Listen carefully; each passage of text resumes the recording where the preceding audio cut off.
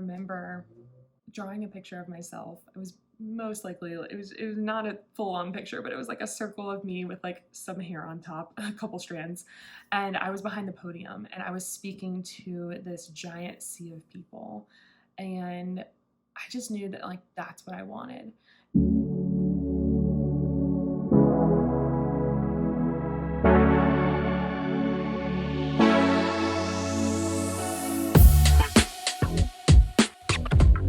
I know I have shared my story with you guys a couple episodes ago, but I wanted to share a little bit more like lifestyle, talk about where I'm at right now, give you some updates. Y'all seem to really, those of you who had listened to my Hot Girl Healing series, I did like this thing called Filter Free Friday, where on Fridays I would kind of like take off any kind of filter and talk about kind of where I'm at right now, what I was struggling with, what I was going through, what I was doing, just like fun, random things. It could be fun, it could be pretty deep, it could be kind of vulnerable. So we're going to do a mix of everything in this episode. You are going to get to hear about kind of things that are going on in my life right now, fun stuff, as well as some exciting news, as well as I'm actually going to be sharing a little bit from my journal today. I wrote a little something to my younger self, and we will get there when we get there. But okay, I'm recording this right before Valentine's Day because I tend to hold off until the last minute to do things, and this episode is being recorded about a week, a little less than a week before we go live, and I'm really looking forward to this launch. Those of you who have been binge listening to the episode so far, I want to say thank you. It literally means the world to me when y'all reach out to me and you say like, I listened to this episode, it made this impact, blah blah blah, I related to it in this way. Blah blah blah is a really terrible way to do that. That reminds me of Seinfeld, yada yada yada. That's kind of where I'm going right now. Yada yada yada. It means everything. I really, really appreciate you taking the time to actually listen, and hopefully you're able to get something out of this, and I would love for you to share it with someone else.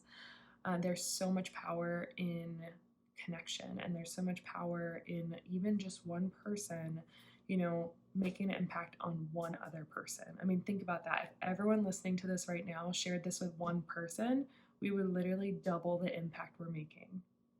That's cool. That's so cool to me.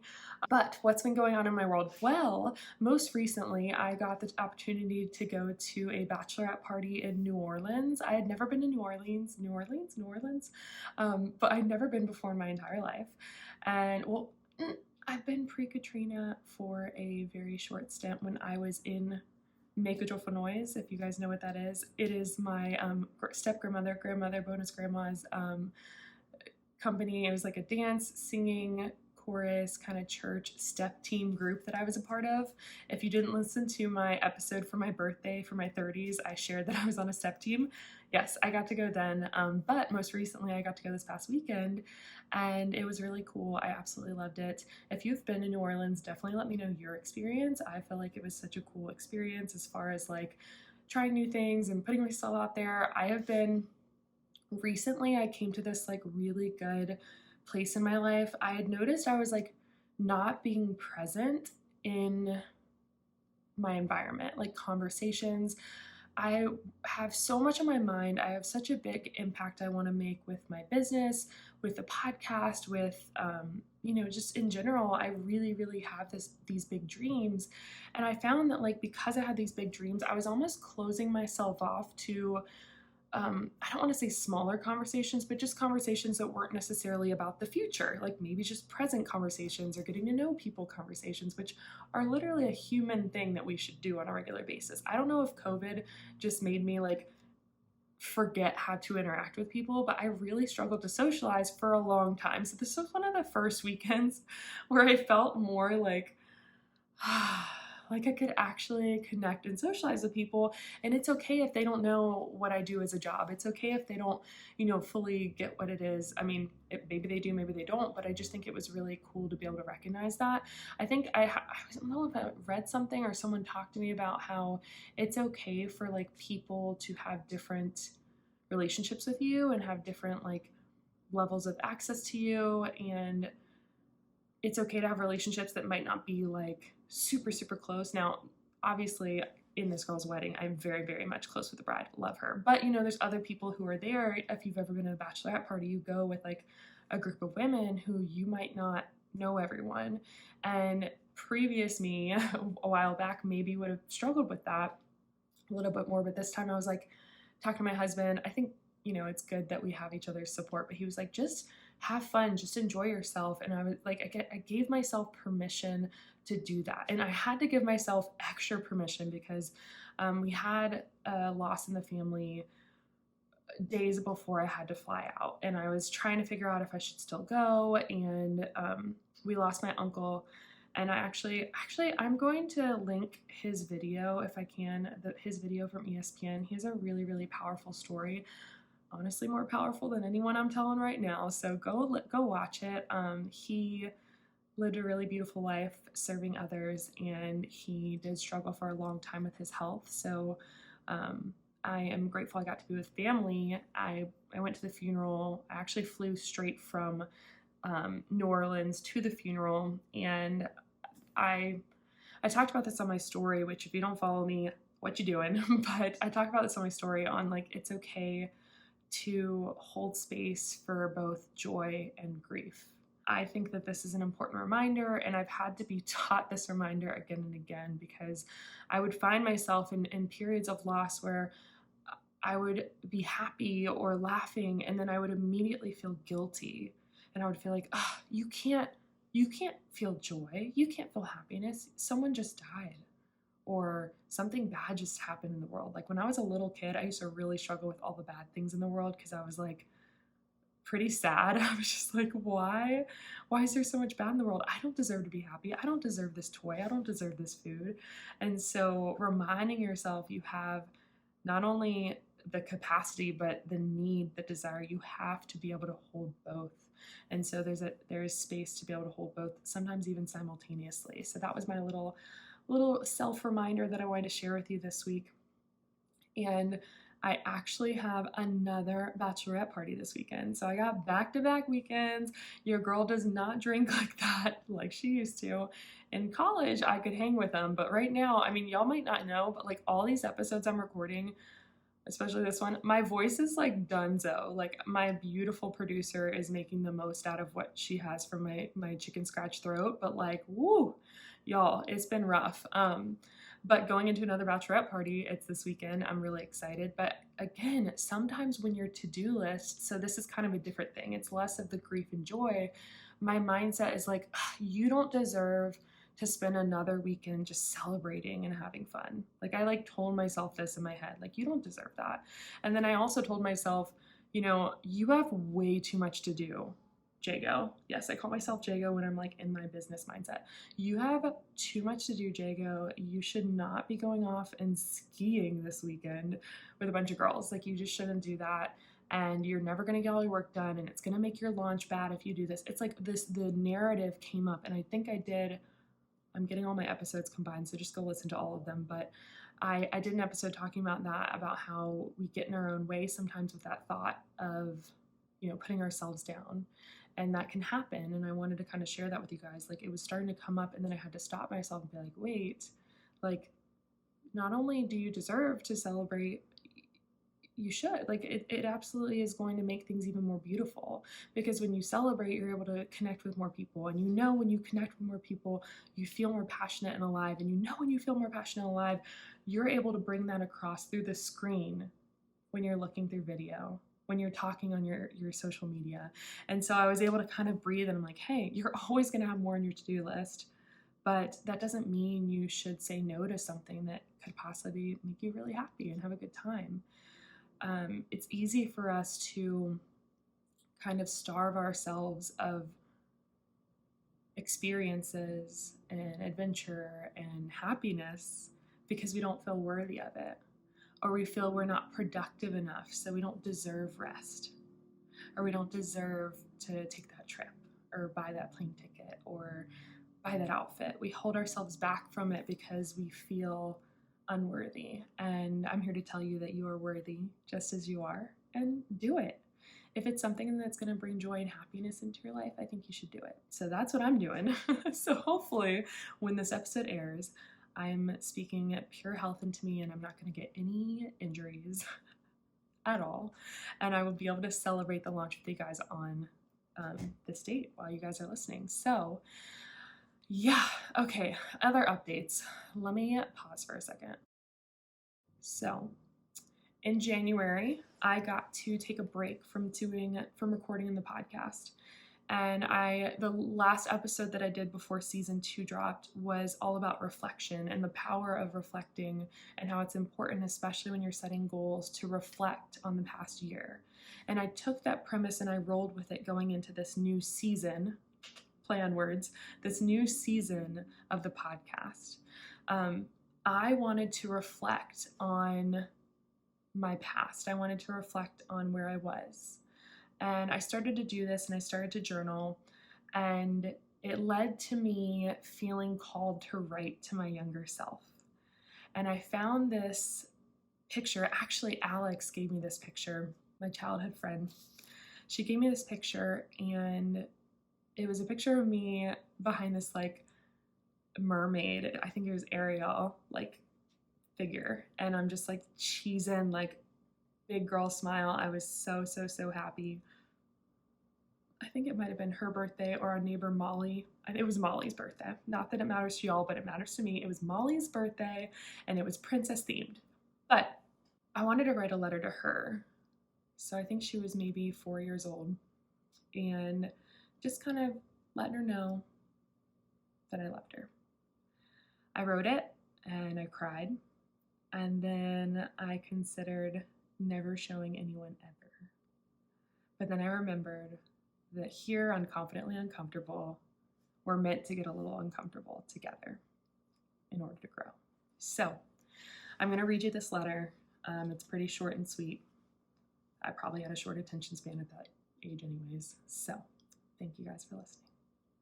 Dear baby girl, you are such a light in this world.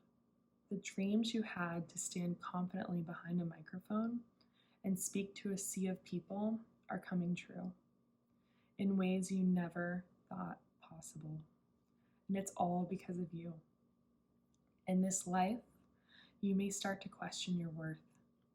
For a long time, the words never get to you. You shake them off and keep making your flower necklaces on the playground. You stand up for those who are bullied. I'm so proud of you. Teared up. But I know one day the words cut a little too deep. You couldn't shake them this time. And for a long time, when you look in the mirror, all you see are the names other people had given you without second thought. You're a child of God and a beautiful part of the universe, and deserve to wake up each day knowing how beautiful you truly are. For a while, we forget who we are. But don't worry, darling. We get our shine back. XO, J. I had this image of me when I was a kid in first grade. We were asked to write, what did we want to be? Not write, but draw a picture of what we wanted to be when we grew up. And I literally can picture this. I went to Cary Elementary, so if y'all know what I'm talking about, there was this old L building, and I remember being in the first grade classroom, and I was grabbing my crayons, and I was so excited, and I sit down to draw, and I started drawing these heads, these circular, just a bunch of circle heads, and I drew this crowd, and then I remember sketching out this, I don't even think I knew the word for it, but podium. And then I put myself, my head behind the podium with a microphone. I remember drawing a picture of myself. It was most likely, it was not a full-on picture, but it was like a circle of me with like some hair on top, a couple strands. And I was behind the podium, and I was speaking to this giant sea of people. And I just knew that like that's what I wanted. And at the time, I had written like, I want to be a preacher when I grow up. And you might not know this, but I am a preacher kid. My stepdad, bonus dad, was a youth pastor growing up, so I experienced that. And I don't know if maybe that played a part, or if there was just something inside me that felt like I was meant to speak to people on a stage, but I had that vision for my life at a very young age, and at some point I feel like maybe I lost that vision a little bit.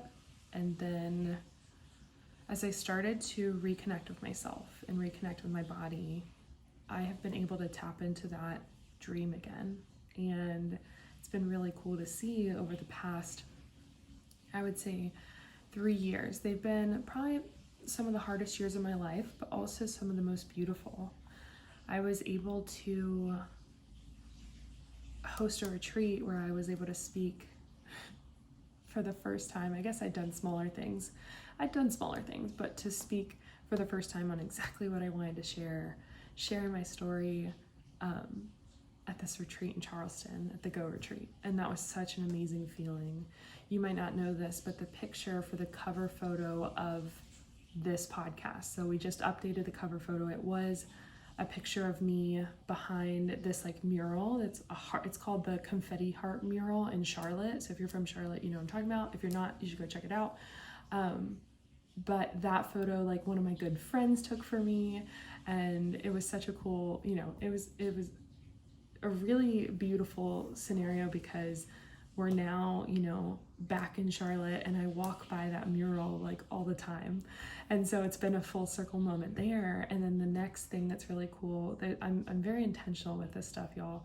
The photo that I chose for the cover photo, I mean, one of my photographers, Siobhan, takes beautiful photos, but this photo happened to be one that was from the retreat. And it was this moment in the night where everyone had on their headphones, and it was the silent disco, which maybe those aren't cool anymore, but I had this vision of everyone being able to celebrate and dance and be connected to themselves and the earth, like with these headphones on that can make it feel a little bit more like a safe space because you're not worried about anyone else when you have them on. And I have this picture of me, which you guys can look at the cover right now, and I'm looking up, and I had this moment of, wow, I created this. Like, this is what I wanted. I didn't create this alone. I definitely had help along the way, but like, wow, it has come to fruition. It's come together. It was such a beautiful moment for me. It was so beautiful that I wanted it to be the cover of the podcast because I've had moments like that again and again. And that was a moment that was captured in time, and it's so beautiful. So you get to see that every time you look at the episode. So fun fact, if you didn't know that, which you didn't, I'm just now telling you. But yeah, so that was like the first experience with being able to share my story and starting to tap into that dream I had at a very young age.